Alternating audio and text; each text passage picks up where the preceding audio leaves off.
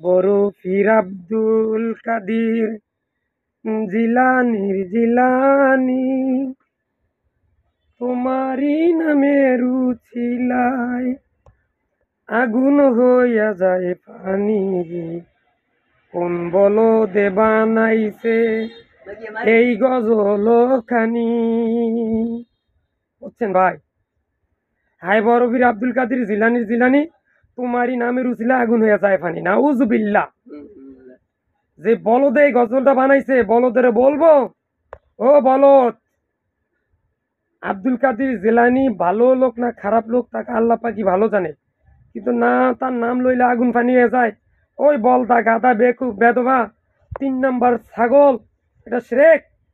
সুতরাং আপনারা কখনো এই জাতীয় গজল, এই জাতীয় শের, কবিতা, এই জাতীয় কথাকে বিশ্বাস করবেন না। যদি বিশ্বাস করেন তাহলে কাম শেষ ইনশাল্লাহ। আমও যাইব সালাও যাইব।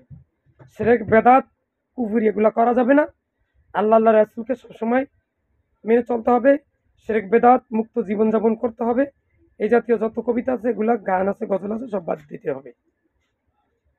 আল্লাহ ছাড়া কোনো কিছুর বানানো যাবে না। আল্লাহ, আল্লাহ রাসূল, কোরআন এবং হাদিস। হাই বরফিল আব্দুল কাদের সে ভালো না মন্দ আল্লাহ ভালো জানে। পারলে তার জন্য দোয়া করবো, কিন্তু তার নাম নিল অমুক অমুক, এগুলো সব ভুয়া বাজে কথা। গায়ে তাবিজ দিবেন না, কোনো জন্ডিসে যারা জারাবেন না, কোনো দৌড় দিবেন না। যদি তাবিজ তোমার লাগে তাহলে কি করবেন? কোরআন পড়িয়া গায়ে দম করবেন, বাচ্চা পোলামেনে পড়িয়া ফু দিবেন। সবার মাঝখানে ভিডিও এখনই শেয়ার করে দেন। আসসালামু আলাইকুম।